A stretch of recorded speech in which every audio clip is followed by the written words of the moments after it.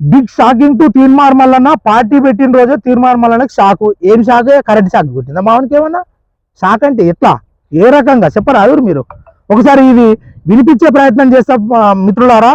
తెలంగాణ రాజ్యాధికార party TRP చేసిన తర్వాత చింతపండు నవీన్ అలియాస్ తీర్మానం వలన ఒక ప్రకటన చేశాడు. ఏమని? మా పార్టీకి అధికార ప్రతినిధి ఆర్టిఫిషియల్ ఇంటెలిజెన్స్ అని చెప్పాడు. అది పార్టీ పెట్టిన రోజు చెప్పిండ, నిన్ననే వచ్చింది నాకు పదవి. ఇది మీరు తెలుసుకోకుండా ఎట్లా మాట్లాడతారు?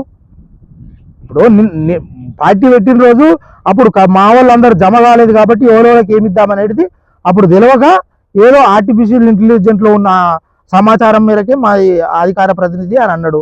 ఈ స్టేటు ఇంటెలిజెంట్ కావచ్చు. అది నేను ఇక్కడ నేషనల్ మా తెలంగాణ రాజ్యాధికార పార్టీ ప్రతినిధిని, అధికార ప్రతినిధిని, నాతో మాట్లాడాలి కదా. మీ బాధ ఏందో చెప్పుర్రు. ఇక విన్నాం. ఏం చెప్పాడు? ఏం చెప్పిండు? ఆర్టిఫిషియల్ ఇంటెలిజెన్స్ అనేది అబద్ధం చెప్పాలని చెప్పాడు ఆయన. నిజమే చెప్తుంది, మరి తప్పేముంది?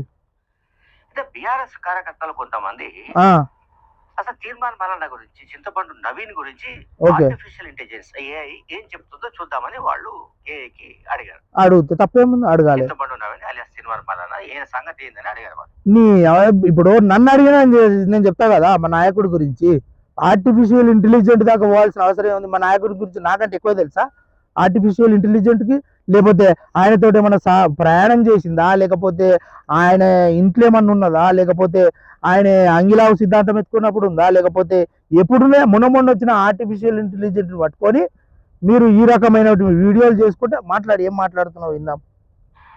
దాంట్లో ఆశ్చర్యం ఏంటంటే వచ్చిన పాయింట్స్ చెప్తున్నాను నేను. చెప్పు. ఇది ఆర్టిఫిషియల్ ఇంటెలిజెన్స్ లో తీర్మానం మల్లన్న గురించి వచ్చిన పాయింట్స్ ఏంటంటే, చింతపండు నవీన్ పైన అనేక అవినీతి ఆరోపణలు ఉన్నాయి. నెంబర్ 2, ఒక మహిళను అక్రమంగా రవాణా చేసిన అభియోగం కూడా ఉంది.